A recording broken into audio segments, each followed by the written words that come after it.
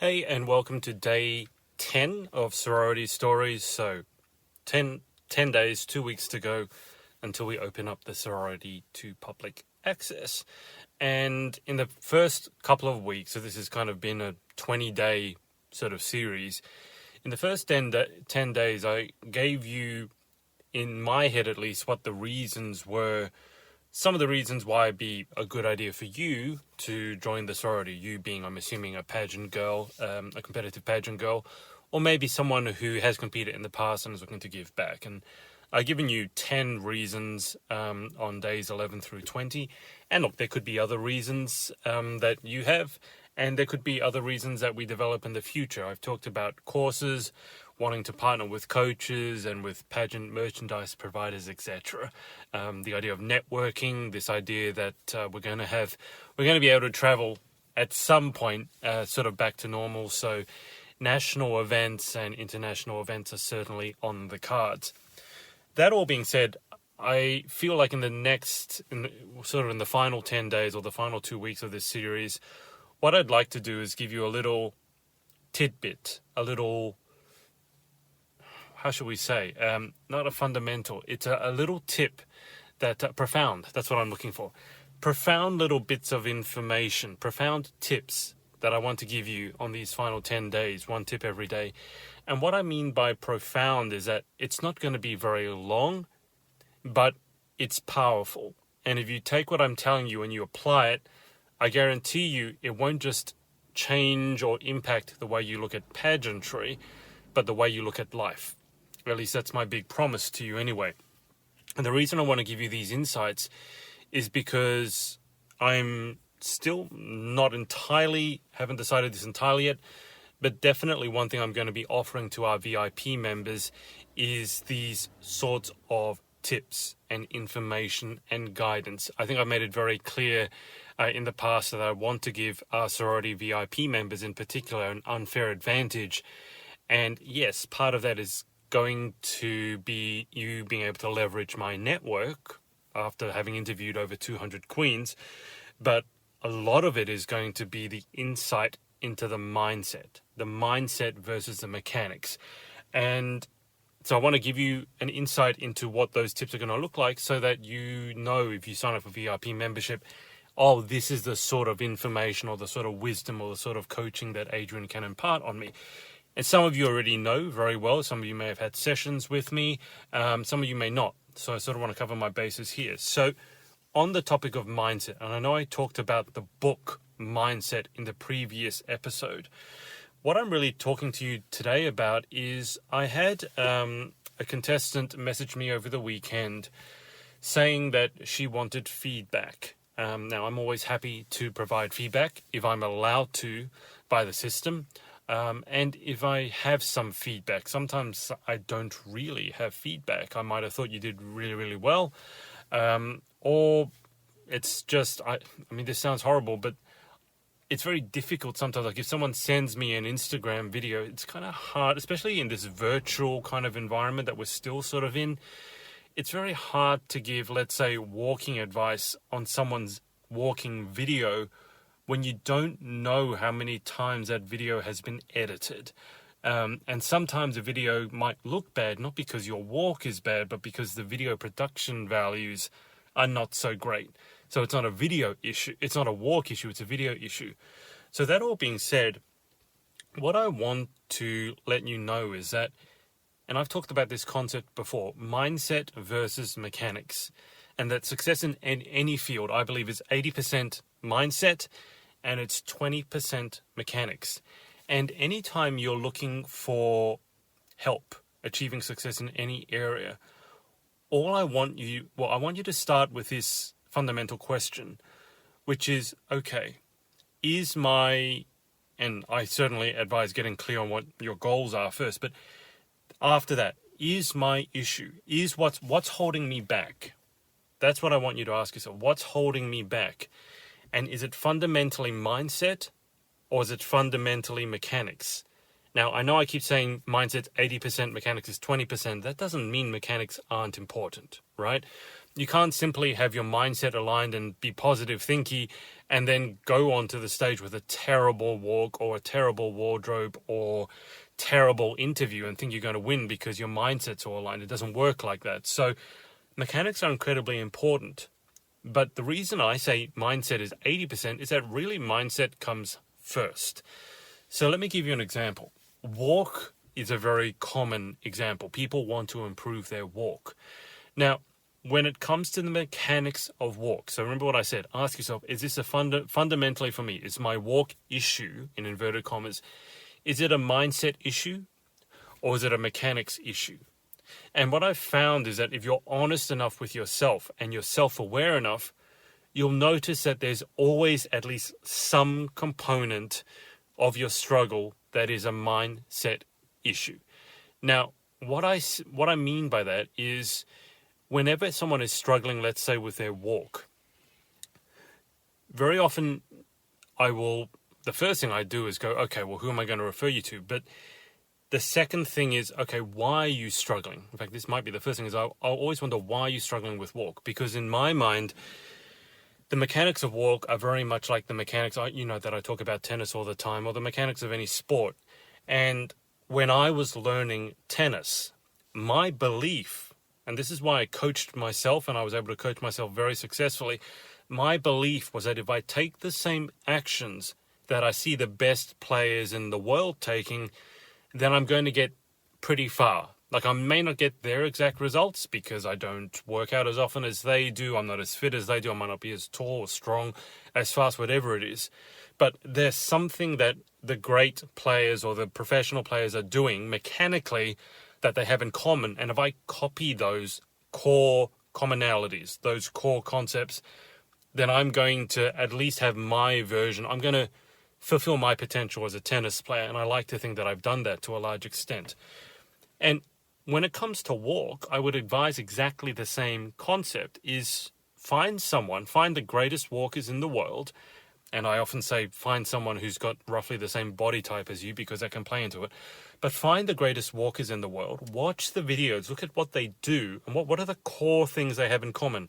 Maybe not the individual eccentricities, but what are the core things they do in common? And then copy or model those same core concepts, and you're going to maximize your walking potential. Now, the only thing that can get in the way of that and really executing on that is mindset. Because frankly, when I tell people what they could do in terms of, these days it's so easy to get video footage of anything. So to get video footage of the best walkers in the world is easy. It's pretty much free, right? If you have internet, you just download them. And then secondly, you just spend the time. It doesn't take any money. You spend the time and you look at the best walkers in the world and give yourself an education. You don't need a coach straight away, right? If you want to, that's your business. But I strongly encourage you to educate yourself. If you're passionate about mastering an area, like I couldn't have outsourced my tennis career, right? I couldn't simply say, oh, you're the best coach in the world, teach me, and I'm not going to know anything else about tennis. Because without that sort of core education, I wouldn't know whether what the person is telling me is right for me or is right full stop. So educate yourself. Find those videos, educate yourself. Now, what holds people back from doing this? Because I've given my clients this piece of advice.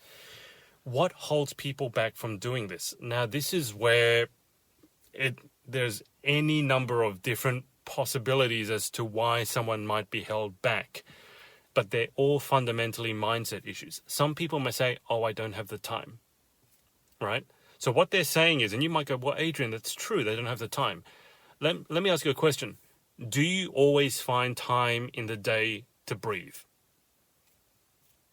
Do you always find time in the day to drink water? Right? Do you always find time, most of us anyway, do you always manage to find time in the day to eat? And for most of us, the answers to those questions are going to be, yes, certainly for breathing, right? You don't have to take time out of your day to breathe. And it's not a time issue. It's not a I don't have time issue. It's a prioritization issue. And you know this, you've heard it said to you before. You always find time for the things that are most important to you. So if you don't have time, in inverted commas, for something, all you're saying is that it's not important enough to you. And that's where finding your purpose for why you're doing it, and I've talked about that many times, why finding your purpose can be so important. So someone who says they don't have time, let's say, to work on their walk, that's not a mechanics issue, that's a mindset issue. Someone who says, oh, I've tried everything in the past and nothing works, that's a belief issue, that's a mindset issue. Someone who says, oh, I've tried doing it, I've tried doing all these things and I'm just not a walker, right? Or my body type is just not meant to walk. Again, that's a mindset issue. And this is, remember, what I want you to do is, before you ask any coach for advice or feedback, which, look, is a great thing. I love the fact that some of you, most of you, are willing not only to ask for feedback, but to take that feedback and not get offended and insulted by it. Because believe it or not, there are people who will pay for a session and then don't want the feedback. It's like, what do you want? Did you just want confirmation that everything you're doing is right, even if it's not? That's not what I do. But before you ask for the feedback, I want you to do the hard yards and look into yourself and say, okay, let's say in my pageant career, if I haven't done as well as I'd like in the past, do I fundamentally have a mindset issue that's holding me back, or is it mechanics? And there's always mechanics that you can work on and improve on. But I want you to give yourself a bit of like a mindset checkup. Where's my confidence, right? Am I a confident person when it comes to pageantry? Do I have that fundamental belief that I can do this? Or do I not have that fundamental belief? Do I have the fundamental belief that I deserve to win this, right? Or do you not really actually believe that you deserve to win this? Do you have this belief inherently, you might not ever say this consciously, but do you have the subconscious belief that if you win, then you're preventing someone else from having the chance to have that crown, or that you're stealing it from someone else who's deserving it more than you do? Do you have quote unquote imposter syndrome? Right? Or do you have stage fright? All those sorts of issues. And by far, the number of people who've come to me, and just the people I see in the general public in pageantry and in life in general, they have those sorts of issues. And they're all fundamentally mindset issues, which is why you need a mindset coach, or some of the stuff we're going to be going over in the sorority, to help unlock those limiting beliefs, or those conflicting beliefs, or just your gaps in the knowledge that you have, because we're not taught psychology in school. We're not taught practical psychology, right? I'm not talking about getting counseling or learning how to do the sort of psychology. I'm not talking about becoming a professional psychologist and having people lay down on the couch. I'm talking about practical psychology and knowing how to maximize your potential. We're not taught that. And I say this as someone who went through school, and I've said this before, I did extremely well in the less than top 0.5% in Australia. But I came out of school and I was clueless. I might be able to tell you how to do, three-dimensional calculus, or how to come first in a chemistry exam. But when it came to practical psychology, and not only identifying the weaknesses in my mindset, but then being able to fix them, or to solve them, or at least to a great extent how to compensate for them, I didn't know anything about that. And that sort of sparked my interest, and that's why I became so passionate and obsessed with this area of personal development. But I will tell you that I think without exception, every client that I've had, in probably every coaching area that I've had, whether it is pageant coaching, whether it's tennis coaching, or whether it's maths and science tutoring, or whether it's even the IT help desk, right? When you work in IT help desk, as I did, you got to realize when you go to help someone with their computer, the number of times the first thing people would say is, look, I've done everything, I'm just not a computer person. If you fundamentally believe that A, you've tried everything, and B, you're just not a computer person, it doesn't matter how good the advice you get is, and this is what I really need you to hear, it doesn't matter how good my advice is, it's not going to work for you. Because you have a fundamental belief, A, you've tried everything. So if you tried everything and nothing worked, well then what point is there? You give up. You've tried everything and nothing's worked. Well, there's nothing else you can do. And B, I'm just not a computer person, which is an excuse of saying, a way of giving yourself an excuse, saying, well, no matter, that might work for you or that might work for you, but you don't understand, I'm just not a computer person. I'm not wired that way. I'm not a teenager, right? Like, I'm not a teenager and I know how to use tech better than a lot of teenagers do. So it's a belief issue. It's a mindset issue. It's not a mechanics issue. It's not that I don't know how to use a computer. It's that fundamentally I believe that I'm just not a computer person. And you might go, Adrian, those things are exactly the same. No, they are worlds apart. Worlds apart. Now, I'm not saying that you go into an area that you know nothing about or that you need help with and say, I'm the best at this. No, what I'm saying that might be helpful is to adopt a belief like I did in tennis. Remember, when it came to tennis, I had no natural talent to speak of. I wasn't missing the ball, but it was far from pretty. Just trust me on this. I've seen video. I didn't have a belief that I'm the best tennis player in the world. That would be delusional. My belief was, remember, I've said it already, if I do the same fundamentals that the best tennis players in the world do, then I'm going to get somewhere. I'm going to at least maximize my potential, whatever my potential is. And that's why I looked at photos and videos of the best in the world. I didn't take advice from my coach who'd never played at a Wimbledon or won a Grand Slam or anything like that. I remember looking at video, like back in those days, it was a Japanese tennis magazine and videos were still kind of coming out. So it was a frame by frame, almost a frame by frame split photographic sequence of this Slovakian player called Daniela Hantuchova hitting a two-handed backhand. And she had one of the best backhands in the world, not just on the women's side, but the men's side. I remember looking at that going, okay, what are the fundamentals here? I became obsessed with Roger Federer's forehand to the point where when I took my tennis coaching qualification and we had this exercise where we had to pair off and show each other how we hit our forehand, but not with a ball, without the ball and in slow motion. Because the exercise was that, well, if you can do it in slow motion, you really know it. If you don't really know it, you'll hurry over it. So I was showing this partner of mine how I hit my forehand, and I was doing it in slow motion. Now, that was very natural for me because the video that I learned from was slow motion. So this was my wheelhouse. And I remember him just looking at me and going, wow, your forehand looks like Roger Federer's.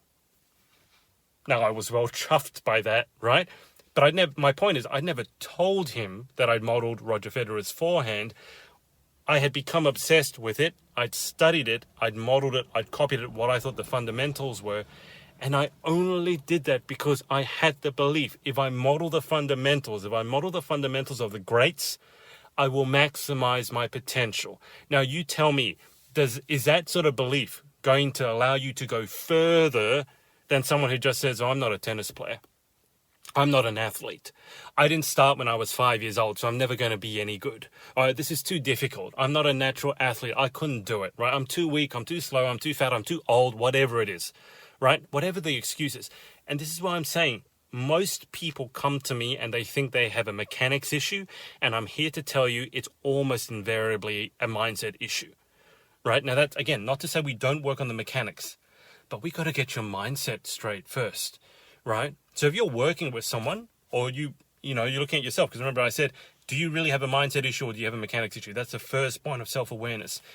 And if you know that there's a mindset issue, we have to resolve that first so that the mechanics can then be handled much more easily, much more effectively, and much more long-term as well. You don't end up in this place of self-sabotage where you take 2 steps forwards and 2 steps back all the time because you're conflicted inside that you have this belief that I really want to do it, but I can't do it. Like, I really want to be able to be a really good walker, but I can't do it. I really want to be the best walker in the world, but I just don't have the confidence, right? I'm not a model. I haven't done this. I haven't done that. They don't make shoes for girls like me. I've got the wrong, but all that extraneous noise, right? So my point for you today is, before you go and ask for advice or feedback, I need you to get dirt honest with yourself and ask yourself, do I have fundamentally a mindset issue, or is it really genuinely just a mechanics issue? And unless you've done extraordinary amounts of work on self-development and understanding yourself and ironing out all those kinks, I'm here to tell you it's going to be a mindset issue, at least in part. And we don't ignore the mechanics, but we handle the mindset first. Because if we don't handle the mindset, there's no way that we can handle the mechanics, at least not long term, and at least not to your full potential, right? So in terms of how to work with mindset, look, that's the entire personal development field. It's way too big for me to just say, hey, do this exercise and your mindset will be fixed. It doesn't work like that. But if you can at least identify what some of your mindset issues might be, lack of confidence, right? Lack of self-belief, imposter syndrome, limiting beliefs, right? Or whatever it is. Maybe you're not taking care of your health and you're just in a really crappy state of mind all the time. When you're in a crappy state emotionally, you don't really feel like you have any potential, and you certainly can't access that potential even if you do have it. So there's lots and lots of little fundamental things that you can shift in your mindset. And guess what? When you do, you have a huge breakthrough in the mechanics. It's not this small bit by bit progress. You'll see when someone has a mindset shift, suddenly they're able to perform at a higher level that very often surprises them, right? It doesn't just surprise everyone around them, it surprises them. That's also where you really have to believe that you deserve it and believe that you are a quote unquote winner. Because if you don't believe that you can really perform at that highest level and then suddenly you do, what do? You don't stay there. You gradually come back to the kryptonite Clark Kent Superman that you were before, because your fundamental belief is, oh, I'm not a high performer. I'm not the best in the world. I'm not this, I'm not that. I'm just me. I'm just XYZ, whatever it is. Okay? So that's what I'm going to give you today. And as I said, in the final 10 days, this being day 10, leading up to the weekdays, kind of weekdays, in the lead up to the public launch of the Pageant Sorority, I'm going to give you these little profound tips, profundities, as Billy Connolly said, each day to give you an idea as to what I'm going to be working with our VIP members in terms of giving them that unfair edge, unfair advantage. Because I said, I want you guys to win. Winning's not the only thing, but since we're here, I'd like to see you win. And, it's been very gratifying. I'll leave on this because it's really hot and I'm beginning to sweat. We had a really, I'm going to open the door here, so if you hear wind, that's why. A big weekend in pageants, right? We had Miss South Africa. I haven't even had a chance to catch up with what the results from that were. But we had Miss Universe GB, right? And at Miss Universe Great Britain, the top three were Amy Mizek, Christina Chalk, and Emma Rose Collingridge. And this is what I keep telling you about the power of your network. We had Amy on 3 or 4 weeks ago on the podcast, and she's very good friends with Olivia McPike, who's a good friend of mine. Christina Chalk, I interviewed only about a week ago or 2 weeks ago. She's an amazing person. We had an amazing chat. We chatted for 2 hours after the interview finished. And then, of course, Emma, who actually won, Emma Rose Collingridge, is one of my best friends in the world. She stayed with me here in Sydney for 2 months. And to see her grow and bloom and to know what she's been through and the woman that she is, it's amazing. And this is the power of networking. I know I talked about this with the sorority, but who you spend time with is who you become.